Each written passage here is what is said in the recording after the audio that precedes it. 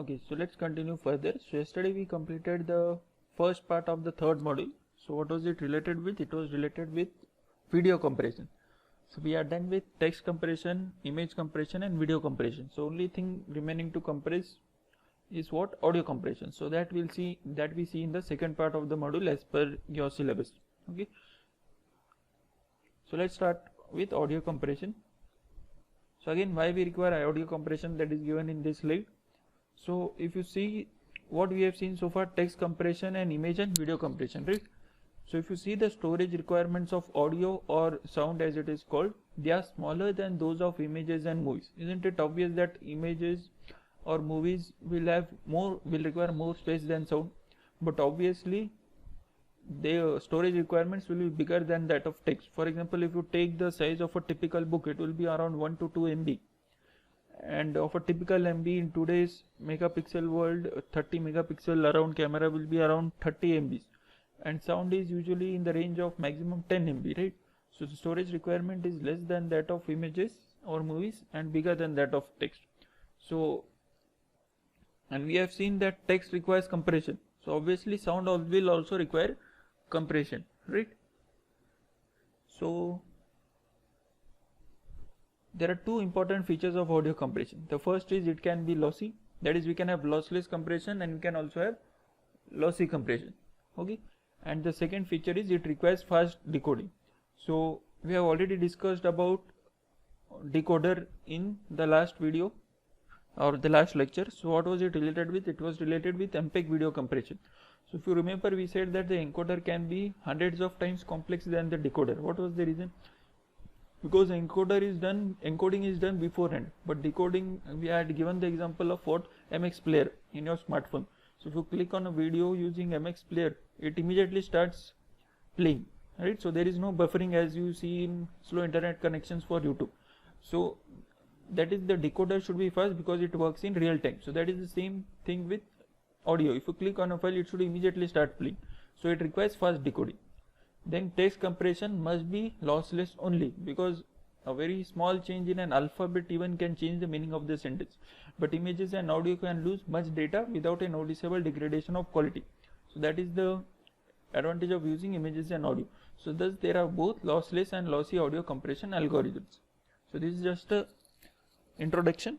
So next let's start with actual, where we can start with compressing. So how to exploit the compression in audio. For that, let's refer this slide and this image.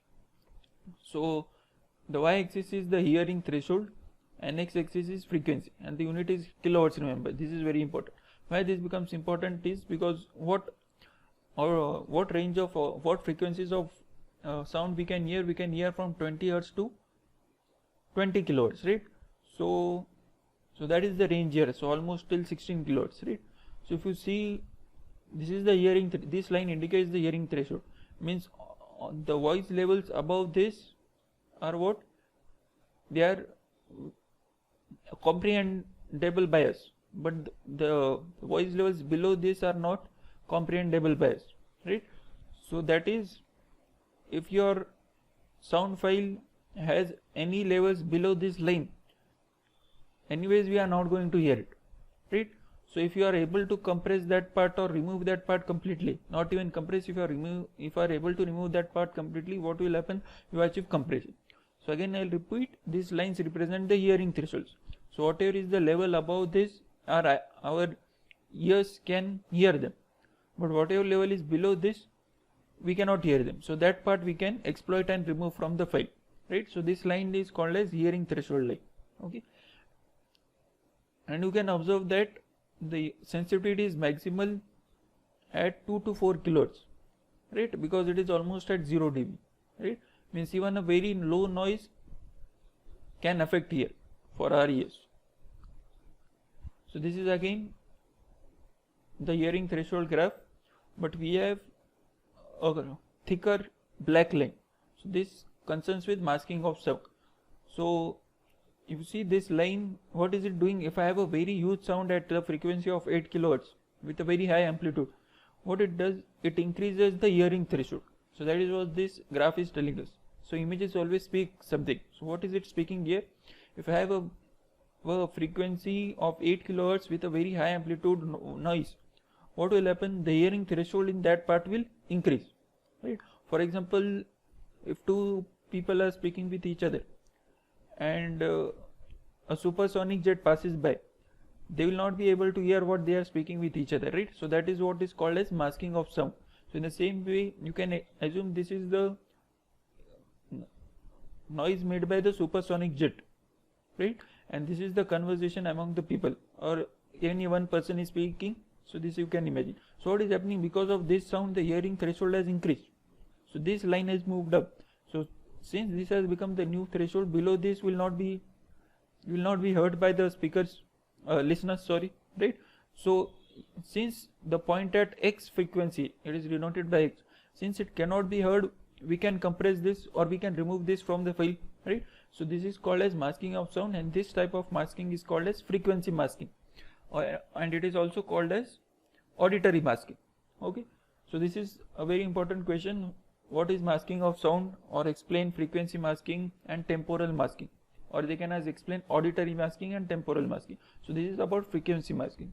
So just draw this graph and explain what I have said. No need to buy at things. Now there are 27 approximate critical bands at which this masking can happen. So threshold at a frequency f is raised by a nearby sound. I'll again repeat, threshold at a frequency f is raised by a nearby sound only if it is in a critical band of f. This happens in lossy compression. So these are my critical bands. So let's take the example of this. This is critical band number 14. So if you see in this graph, 14 is around 1.7 kilohertz to almost 2 kilohertz. So 1.7 to 2 kilohertz. So if in the range of 1.7 to 2 kilohertz I get a very huge sound, right? And if a very small sound is seen or heard between these values only, then only masking is possible. If it falls outside this range, then it is not possible. So that is what these critical bands mean. So this is not important from exam point of view, this is just for extra knowledge. So next masking type is temporal masking.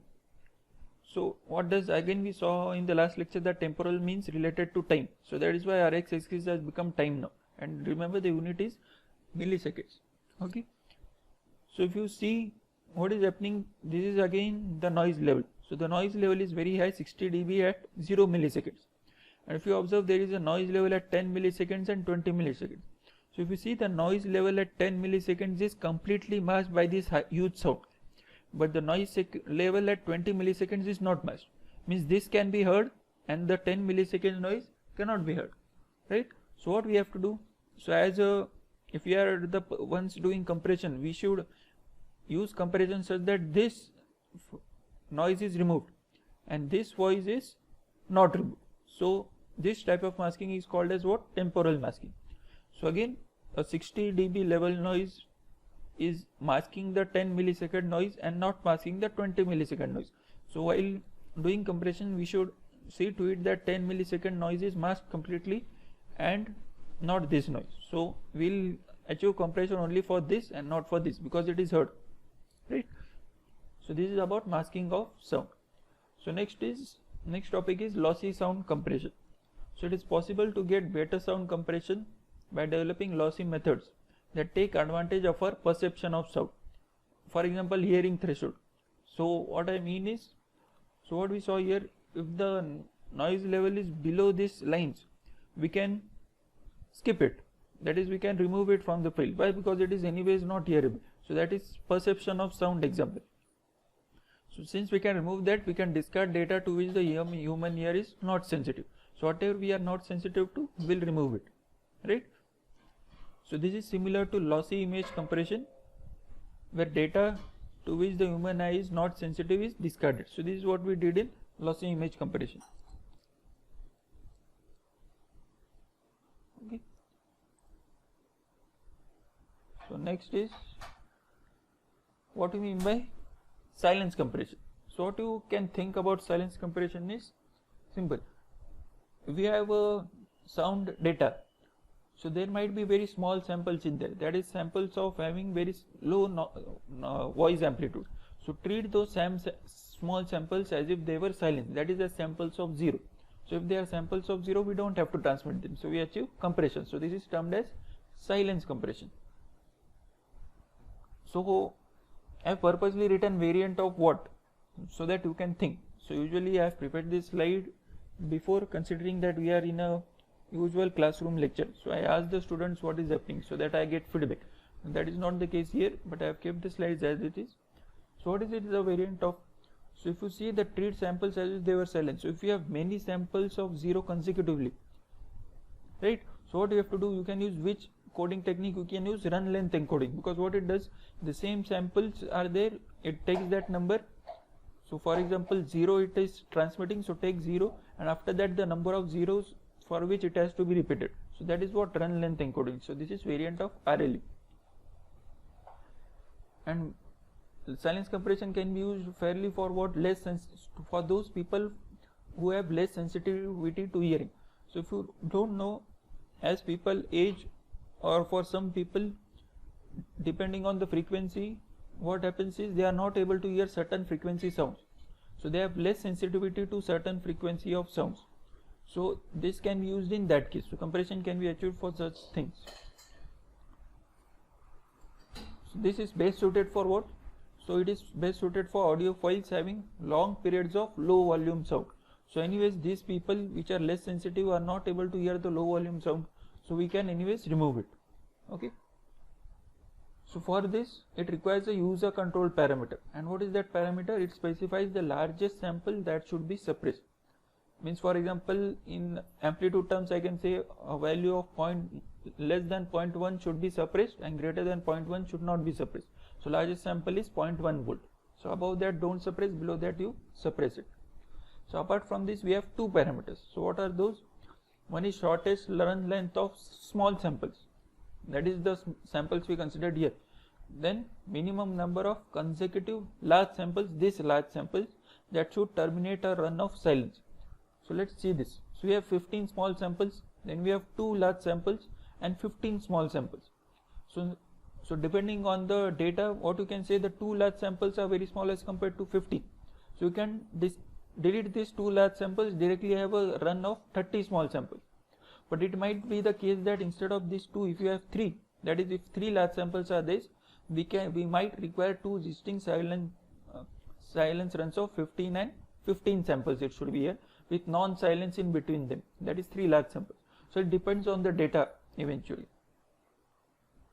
So then we have, apart from, in lossy sound compression is divided in 2 things. It is silence compression and companding. So what is companding? It is nothing but a combination of 2 words, which is compressing and expanding.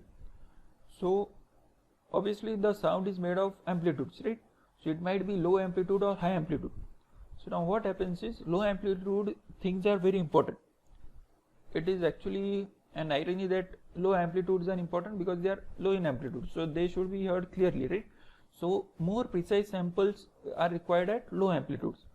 However, less precise samples can be used at higher amplitude, because obviously they are high in amplitude, so they are clearly audible, right?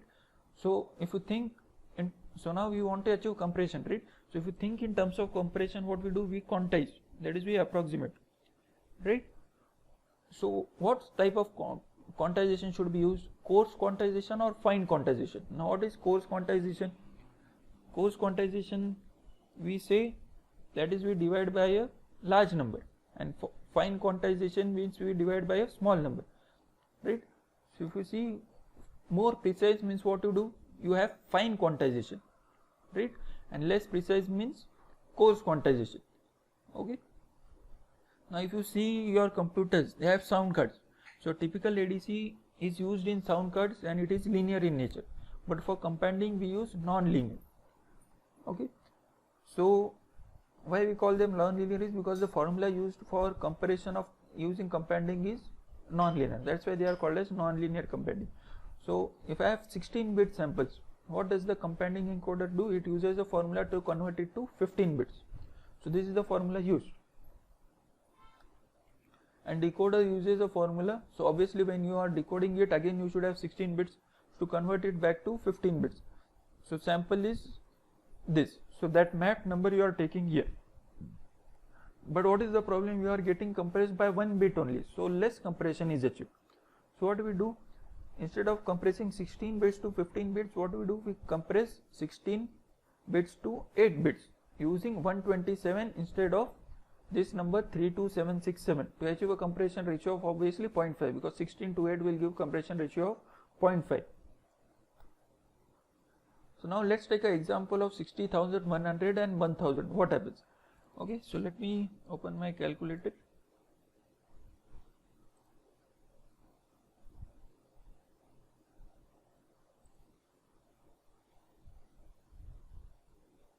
Okay, so what is the formula?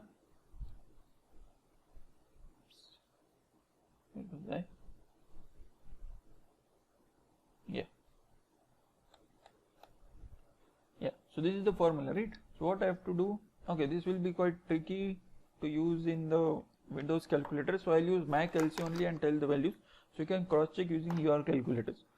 So what is the sample I am getting? I am first taking 60,100. Okay, I'll try. So 60,100 divided by 65,536. So what do we get? 0.917, and we want 2 raised to this, right? So I have to use this. Yeah, so 2 raised to 0.917 is 1.88, and what we have to do? Minus 1, so minus 1, right? So what we get? 0.88 into 32,767 into 32,767. So what we get? 29,105, right?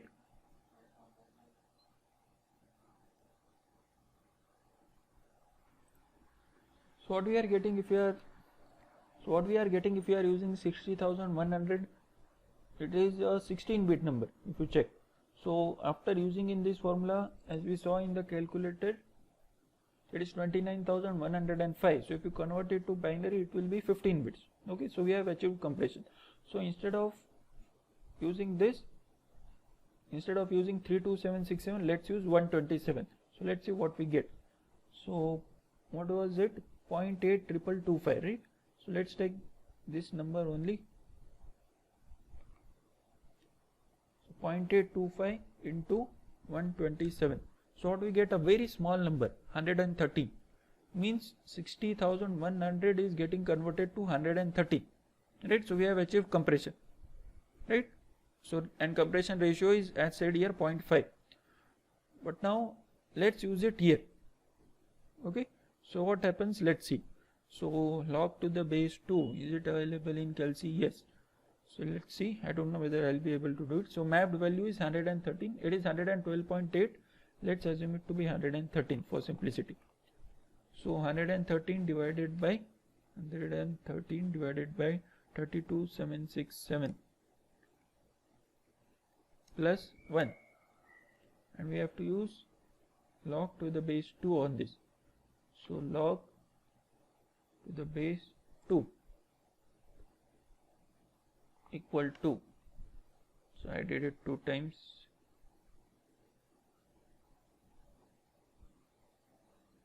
So where does it show? Yeah, so it is 0.005, right? So 0.005 into 65,536. So what we get? 327. And what was our original number? Oops, 60,100. So see, we used here 127, right, to get 113. So here also we should use 127. So if you use that, so let me use that again. So mapped is 113. So let me do that again. So 113 divided by 127 plus 1 log to the base 2. So log base 2 equal to into 65,536. So what number you are getting? 60,175. What was our original number? It was 60,100. So it is quite bad, right? So what is happening? If you are converting 16 bits to 15 bits, you are getting less compression but good accuracy will get if you check. But if you are using 0.5 compression, you will not get good accuracy. That's what this is meaning. So that you can observe clearly using 1000. So I am not doing that, so that you can do. So this is about encoding and decoding, right? But what about decoding? So as we saw, it is what? Highly erratic. Erratic means it is having errors. So if you see for 60,100 it is showing error, so for 1000 also it will show a high error. But what is the advantage here? We are achieving a compression ratio of 0.5. No compression ratio, and apart from that we know the compression ratio in advance, right? So what is the advantage? So we know the compression ratio in advance, so we can check how much compression ratio we want and accordingly adjust these numbers, right? So if we want 16 to 15 bit compression only, we'll use 32767. If we want 16 to 8 bit compression, we'll use 127. If we use 16 to 12 bit compression, if you want, we will use other number depending on that. Okay. So next, there are two types of compending, which are mu law and A law compending. Okay. So what is mu law and A law compending is, these are international standards and they are internationally known as G.711. So mu law is used in North America and Japan, while A law is used elsewhere. Why I have mentioned this is, there is a very famous question, difference between mu law and A law compending. So that's where this will come into use. And it is used for encoding audio samples for ISDN digital telephony services. Another difference, mu law uses 14-bit samples as input, while A law uses 13-bit samples as input. And the two methods differ mostly in their quantization. That is, mu law uses mid-thread quantizer, whereas A law uses mid-riser quantizer. So what is this? We'll see in the further slides.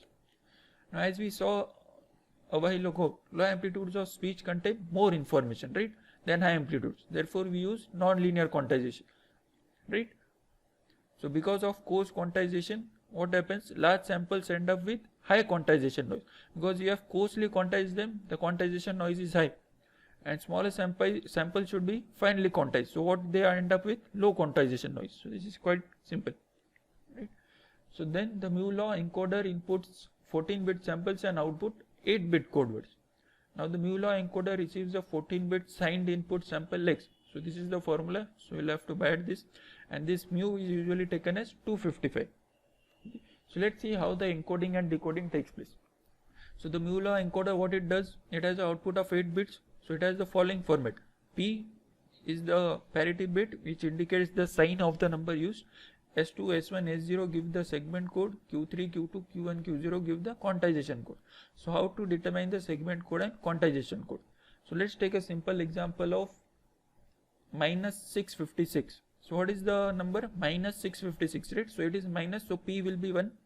So now how to determine the segment code? So the encoder determines the segment code by adding a bias of 33 to the absolute value of the input sample. So what is the absolute value? It is 656, right? So let me clear this. So 656, what do you add? Add a bias of 33, so we get 689, right? So add a bias of 683 to the input sample, determine the bit position of the most significant one bit among bits 5 through 12 of the input. So 689, if you convert to binary, you will get this number. So it will be a 12-bit number. So what you have to do? Determine the bit position of the most significant one bit among bits 5 through 12. So bits 5 through 12, which is the most significant one bit? Bit number 9, right? And subtract 5 from that position, right? So 9 minus 5 will give you 4, right? So what is your segment code is 4. So in binary, what will it be? 100. So what is our segment code? 100, right? So P was 1, segment code is 100. So let's see how to find the quantization code. So the 4-bit quantization code is set to the 4 bits following the bit position determined above. So what was the bit position determined above? It was 4, right?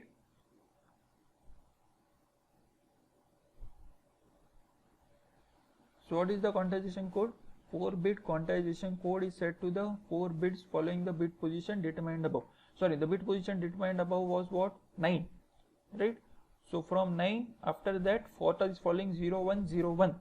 So that is Q3, Q2, Q1, Q0, 01, 01. So this is our 8-bit output code word of MULO encoder. So the MULO decoder, what it will do? It will input this 8-bit code word which was output of the encoder as input, and it will invert it. So it then decodes it as follows. So multiply the quantization code by 2 and add 33. So what is quantization code? 0101. So what is it in binary?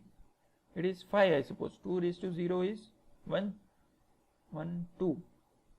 2 raised to 2 is 4. So 5 plus 33. So 5 multiply the quantization code by 2, right?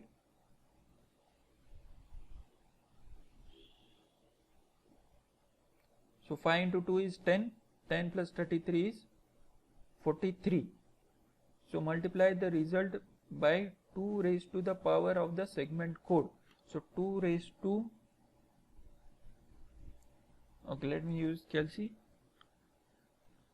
so that I don't forget the numbers which I have calculated. Multiply the quantization code by 2. What is quantization code? 0101. So it is 5. So multiply by 2, 10. 10 plus 33 is 43. So this is what we have got. So multiply the result by 2 raised to the power of the segment code. So 2 raised to 4, 16, right?